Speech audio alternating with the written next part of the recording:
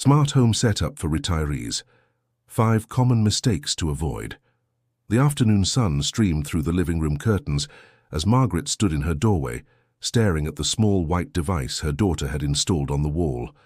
Voice-controlled lights, they'd said. Make life easier, they'd promised. But now, alone in the house she'd lived in for 30 years, she couldn't remember the exact words to make the kitchen light turn on. She wasn't resistant to change. Not really. She'd adapted to smartphones, learned to video call her grandchildren, even mastered online banking. But something about this new wave of smart home technology felt different. Every device seemed to require an app, a password, a setup process that assumed she had all the time and patience in the world. What she wanted was simple: to live independently, safely, and with dignity in the home she loved. What she got instead was a collection of gadgets that somehow made her feel less capable, not more. This is the story of how she, and thousands like her, discovered that smart home technology for retirees isn't about having the latest devices. It's about choosing the right ones, installed the right way, with the right understanding of what actually matters. Margaret's first mistake was one that most people make without even realizing it. She'd let her son-in-law install everything in a single weekend. He was enthusiastic, tech-savvy, full of ideas about motion sensors and automated routines. By Sunday evening, her home had smart locks, video doorbells, automated thermostats, voice assistants in 3 rooms, and app-controlled lights throughout the house. It looked impressive. It felt overwhelming. The first mistake, the one that quietly undermines everything else, is trying to do too much too soon. The human brain, regardless of age, adapts best to gradual change. Researchers at MIT's Age Lab found something fascinating. Older adults who adopted technology incrementally showed 60% better long-term usage rates than those who implemented everything at once. Margaret spent 3 days trying to remember which app controlled which device. The smart lock required one password, the security cameras another, the thermostat yet another. By the 4th day, she'd written all her passwords on a note taped inside her kitchen cabinet, defeating the entire purpose of the security system. She felt foolish, but she wasn't. What happened next shifted everything. Her neighbor Tom, who'd lived 2 doors down for 15 years, stopped by with coffee one morning. He'd noticed her struggling with the front door lock. She'd been locked out twice in 1 week because the batteries died without warning. Tom had taken a different approach. He'd started with just one device 6 months earlier, a simple, voice-controlled outlet for his bedside lamp. That was it. No ecosystem, no elaborate setup, just one small change that let him turn off his lamp without getting out of bed when his arthritis flared up at night. Once that became second nature, he added a video doorbell. 3 months later, a smart thermostat. Each device integrated slowly into his routine until using them felt as natural as flipping a light switch. Maybe comfort had made Margaret complacent, but Tom's approach revealed something she'd missed. Technology should disappear into daily life, not dominate it. The second mistake emerged more subtly. Margaret had assumed that because these devices were marketed for convenience, they'd somehow intuitively understand what she needed. But smart home technology doesn't know you're 72. It doesn't know you have limited mobility in your left hand. It doesn't understand that you keep your phone on silent because the constant notifications give you anxiety. She almost gave up, until one unexpected moment. Her daughter visited and asked a simple question. "Mom, what actually bothers you about living alone here?" Not what technology could fix, what actually bothered her. The answer surprised them both. Margaret didn't need her lights to change color or her coffee maker to start automatically. What kept her up at night was the fear of falling when getting up for water. What frustrated her daily was adjusting the thermostat.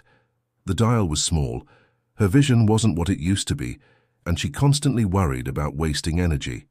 The second mistake is choosing devices based on features rather than solving actual specific problems you face every day. When Margaret finally articulated her real concerns, the solution became clear. Motion-activated nightlights in the hallway, not voice-controlled chandeliers in every room. A large display programmable thermostat with simple buttons, not a sleek touchscreen that required perfect finger precision. Technology, she realized, wasn't the goal. Independence was. Sometimes independence is less about strength and more about surrender. Not surrendering dignity or capability, but surrendering the idea that she had to figure this out alone, or that asking for help meant admitting defeat, which brought her to the third mistake, one that had cost her weeks of frustration and nearly made her give up entirely. She'd been trying to set everything up herself using instruction manuals written by people who'd clearly never watched someone struggle with small print or assumed everyone naturally understood phrases like pair your device or connect to your Wi-Fi network's 2.4 GHz band. Part of her wondered if change was even worth it anymore. But there was one insight that changed how she saw it all. Her grandson, visiting from college, sat with her one afternoon and said something that shifted her perspective entirely. "Grandma, you taught yourself to use email when everyone said you couldn't. You learned to navigate GPS when Papa said you'd get lost. This isn't harder. It's just explained badly." He was right.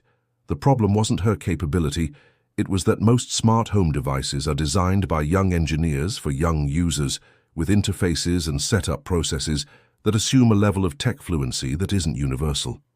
The third mistake is not seeking proper patient guidance during setup, and not demanding technology that respects different learning styles. Margaret found a local service, not a big box store installation, but a small company that specialized in technology setup for older adults. They didn't just install devices and leave. They sat with her, explained each step at her pace, created simple printed guides with large text, and scheduled a follow-up visit to answer questions. More importantly, they helped her choose devices with physical buttons and simple interfaces, not just sleek apps. A video doorbell with a large, clear display.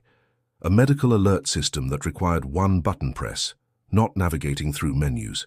She smiled, realizing independence didn't mean doing everything alone. Stanford researchers found something fascinating. Independence, not activity alone, predicts long-term vitality. The distinction matters. Independence means having control over your environment and choices. It means technology that serves you, not technology you serve. But the fourth mistake was waiting for her, hidden in something everyone overlooks.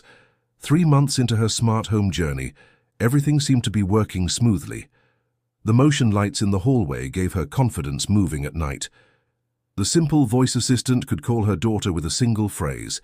The video doorbell meant she never opened the door uncertain of who was there. Then the power went out during a storm. When it came back on, nothing worked. The smart lock trapped her inside. The backup mechanical key was somewhere in a drawer she couldn't remember. The thermostat reset to factory settings. The voice assistant needed to reconnect to Wi-Fi, a process she'd forgotten how to do. She sat in her living room, surrounded by technology that had made her feel secure, now feeling more vulnerable than before any of it was installed. The fourth mistake is not planning for failure, not having backup systems, manual overrides, and simple contingency plans. What would you have done in that moment? Margaret called Tom, who came over with his daughter. Together, they implemented what Tom called the 72-hour rule. Every smart device in her home had to have a non-digital backup that would work for at least 3 days if all technology failed.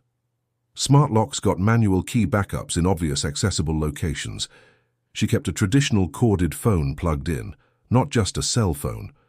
The thermostat had clear instructions taped nearby for manual override. She practiced turning off the circuit breaker and navigating her home without motion lights. Technology had become her tool again, not her vulnerability. But then came the diagnosis and the real test, not for Margaret, but for her friend Eleanor, who lived across the street. Eleanor had been rushed to the hospital with chest pains one morning. She was fine, thankfully, just a panic attack brought on by stress. But the incident revealed the fifth and most critical mistake. Eleanor had installed an expensive medical alert system 2 years earlier. She wore the pendant religiously. But in the moment of crisis, panicked and disoriented, she couldn't remember if pressing the button once was for emergencies or if she needed to hold it down. She wasn't sure if she needed to speak into the pendant or if help would come automatically. She'd never tested it, never practiced. The device sat on her chest for 2 years as a symbol of safety, but in the moment she needed it most, uncertainty paralyzed her. The fifth mistake is treating smart home safety technology as insurance rather than as tools that require regular practice and familiarity. Eleanor recovered, physically and emotionally. But what happened next changed how the entire neighborhood approached smart home technology. Margaret organized a monthly gathering, nothing formal, just coffee and conversation where neighbors demonstrated their devices to each other, shared what worked and what didn't, practiced emergency scenarios, and reminded each other that technology is only as smart as the people using it. Feel comfortable with it. They tested medical alerts together, practiced unlocking doors with backup methods, helped each other remember voice commands, and created simple cheat sheets. Somewhere between new routines and old habits, Margaret found ease again, not the kind she once had, but the kind that fits who she is now. What surprised her most wasn't just how the simple routine of one voice assistant in her bedroom made life easier, but how it gave her back a sense of control.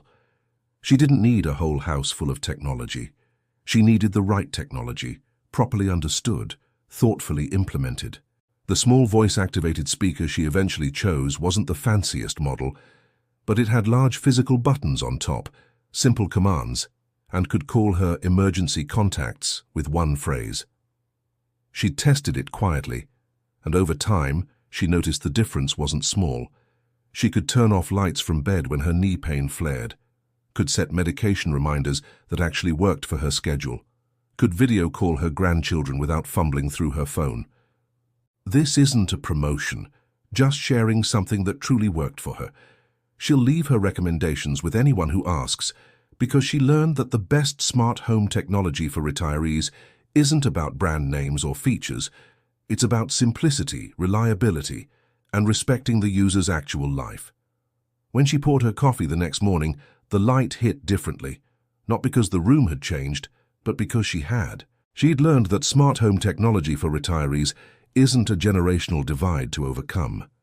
It's a design problem to solve. The future of aging in place isn't about more technology.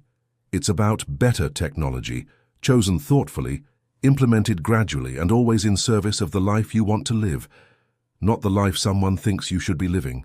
The morning Tom stopped by to check on her setup one last time, Margaret was already helping another neighbor, Susan, choose her first smart device, not overwhelming her with options, not pushing for a complete overhaul, just asking the same question her daughter had asked her. What actually bothers you about living alone here?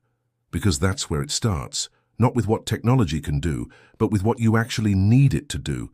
Margaret's home still has creaky floorboards and the same oak cabinets from 1987, but now it also has carefully chosen technology that helps her live exactly the way she wants, independently, safely, and with dignity. The 5 mistakes she avoided, or learned from, became her guide. Start small and build gradually, not all at once. Choose devices that solve your specific problems, not someone else's idea of what you need. Get proper guidance and never feel ashamed for asking questions. Always have backup plans for when technology fails. Practice and familiarize yourself with safety devices before you need them in an emergency. These aren't rules. They're reminders that technology works for you, not the other way around. What part of this story spoke to you most? And where are you watching from? Tell us which city or country you're calling home today. See you in the next video. Bye.